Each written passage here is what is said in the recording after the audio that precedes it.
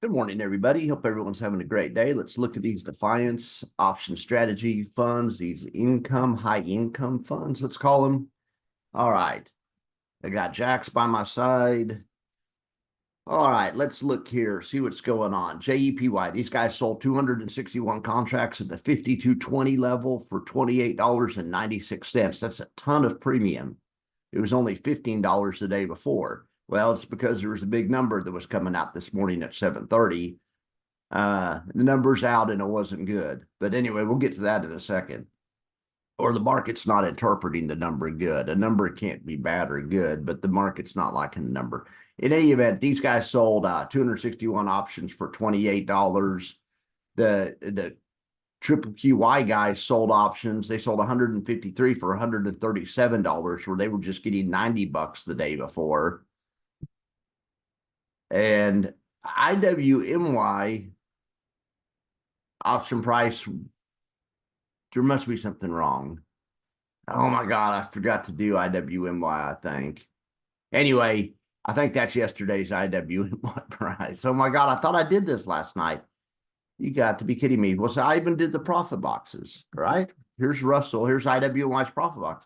I even did the profit box. The profit box was funny. It was all intrinsic premium. It was no extrinsic premium. I thought that was kind of, I did think that was weird. But these guys sold the 2080 strike option. Yeah, the 2080 strike option for $11.51. Okay, I guess this is the right option.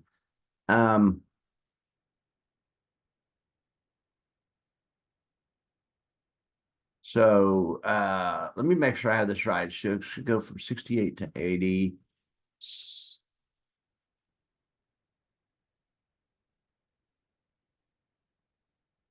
68 to 80.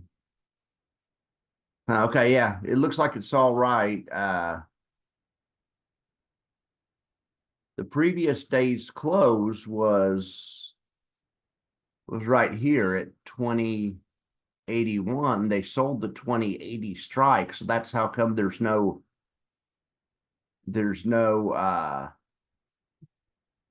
in the money amount. It's actually all out of the money. I said it the wrong way, actually.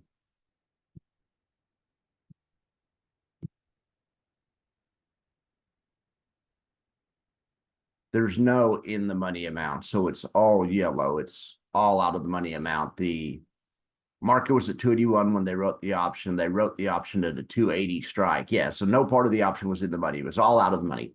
In any event, it looks like it's going to be a big loss. Look at this. Here's a 24-hour chart of the Russell. So the number that came out, like I say, the market did not take kindly to it. Here's all of yesterday's action. So we were above yesterday's high before the number, and now we're under yesterday's low, way under yesterday's low. We're under the low from many days ago. I mean, anyway, hopefully it'll rebound by the end of the day, but this is what happens, and that's why the number was so big. That's why the premium number they earned today was so big. It's because the market makers saw extra risk in the market, and sure enough, there was extra risk. The market could have gone up this much also. It was just the market makers saw volatility. That's why volatility went up. Volatility sellers monetize that. So that's the game we play. That's the game we play. I have CNBC on this morning. And they got some new graphics. I haven't been on it lately. They have some pretty cool graphics, but I'm trying to check out CNBC more so I know what's going on. Really, it's more important to me to know what's going on YouTube. That's one of my problems. When I check out cable too much, I miss whatever YouTube is saying, and there's more information that's pertinent to what I'm trying to do on cable. All right, so we can look at 24-hour chart of the NASDAQ and S&P. It's the same story. There's NASDAQ, there's the S&P, there's yesterday's trading action, and here's, you never know. By the end of the day, maybe this will bounce back, but it's going to take quite a bounce to get it back in the profit zone. Okay, so here we go. So we open way down here at 51.50. 51.90. So it'd take a 40-point rise from here, just a little bit less than 1%. It's not impossible. Not impossible. Here's NDX. This was what QQQY trades. They're moving the right direction. Here's Russell 2000. This is what IWMY trades. They may have the furthest to go. 3 points. Yeah, they need to rise about 1.5% to get back in any type of money-making situation by the end of the day. See what old Bitcoin's doing today.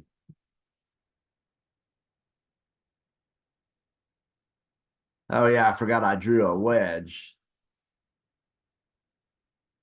Well, it looks like it was trying to break out of the wedge, but that looks like it was a fake out. Sometimes the first break is a fake out. So maybe maybe the real break's going to be down out of this wedge. I don't know. I know how to draw a wedge, but I don't know. I don't know how to predict which way it's going to break out of one. Like I say, lots of times the first is the fake, and then the second wave is the real wave. So maybe that was a fake out, and we're going lower on Bitcoin. I don't know. Here's oil. We never look at oil. Wow, it's been rallying. All right, well, let's look at some stocks we look at usually. Tesla, of course, these guys, Tesla, the high yield fund Tesla trades Tesla options. And here we are between two strikes.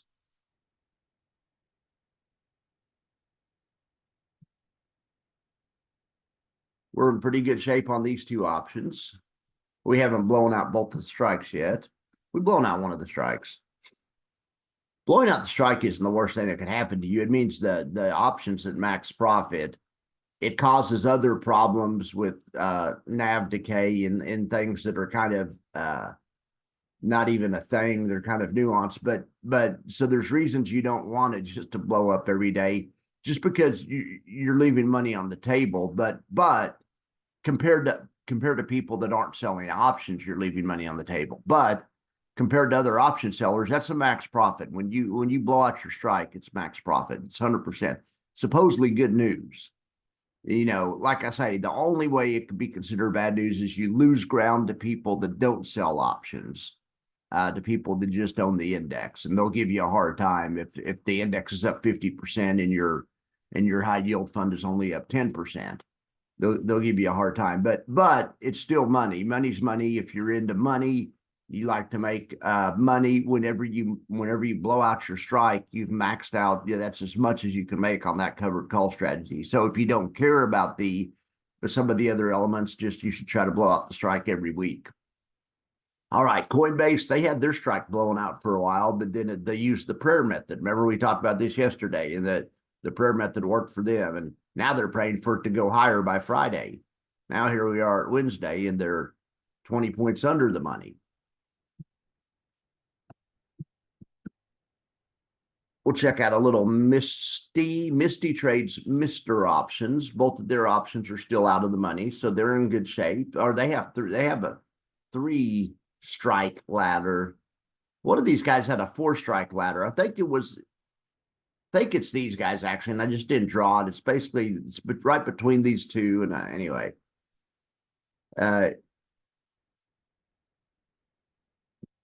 I'm just trying to give an idea of the general strategy. I like to look back, and you could see how the price of the market reacts to the profit boxes, or you can see what happens over time.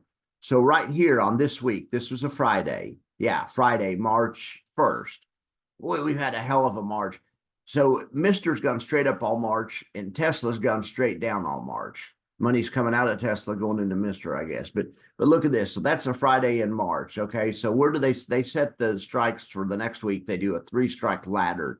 That's what I mean when I call ladder. They don't use just one strike. They use 3 different strikes for the same expiration. So for the following Friday, they have they have 3 strikes. Well, by Monday morning, the price had blown out the first strike. By Tuesday, the second strike was in danger. Then it pulled back. Then all 3 of the strikes were out of the money. But then by Thursday, boom, all 3 of the strikes went in the money again. By the end of the day, it finished almost perfect. If you look at the end of the day on Friday, it was right almost to max profit on the top box. That's just about as pretty as you can ask for. So, but then as these boxes were getting blown out, they were adding more strikes. You can see they added this profit box here, and then they also added one for the following week that was up here. Well, then by the following Monday morning, it got blown out. All right, but then the prayer method worked. I mean, they didn't do anything, but and then the market came back. But in any event, then within a few days, they sold a couple of new strikes up here. They actually sold this one first and then this one. But then those strikes, well, the bottom of those 2 got blown out. This strike never got blown out, was a full profit for the sellers. So then they get to Friday, and then they put the strikes at the same, they don't put them ahead of themselves. They put them basically at the same spot. But it worked out for them because the market pulled back, and those were pretty much full winners. That's pretty much an ideal situation to the next Friday. In fact, it was the next Friday's here. But anyway, those were both full winners. Then the next week's here. They only have 1 strike to begin with, and then it gets blown out, and they add another strike. But then it comes back, and then by that Friday, both of these strikes expire worthless. So those were good. And then the next week, they sell 3, and that's the week we're at now, right? No. Next week, they sell 3. The market pulls back. We get to Friday here. No, we just get to Wednesday, and they had 5 strikes for a while last week. As the market pulled back, they sold 2 more. So they had a 5-strike ladder going there. All of those expired worthless. You know, when you're selling the selling of the call is bearish, and those all expired worthless and brought in some income. Okay, then we get to the 3 strikes that we're at now. That's the current situation we're at now. Like I say, they're actually, in reality, I thought there's maybe one right at 1,700 between these 2 or something. I looked at drawing it, and you couldn't even see it. It was so close to the other one. So I'm just trying to illustrate kind of where stuff is. These charts are not intended to be 100% accurate. They're just intended to give you an idea of what we want the market to do. So for this week, we would want the market to go to the max profit on the top strike, which is 1920 on Misty or Mister. All right, let's check out NVIDIA. Same thing with these guys. It's well under the strike. They've been writing strikes ahead of where the market's at, and the market hasn't been getting to them. They wrote these strikes, and it didn't really get to them. Market pullback, they wrote these strikes. Then the market pulled back some more, and they wrote this strike. The market looks like it's turned around. The market for NVIDIA is trying to turn around and run the other way, but it would be ideal for them to be at around 910 by Friday. That would be what those guys were looking for. Did we already look at Tesla? Yeah, we did look at Tesla, didn't we? Tesla, Mr. Coney. Okay, so we've looked at all of these. All right, guys, I'm gonna let you guys go. It's 8:47 in the Central Time Zone. I'll let you guys go. I'm gonna upload this video, and I'll be back later on in the day, and we'll see where we're at that time. Thank you very much. Have a good day.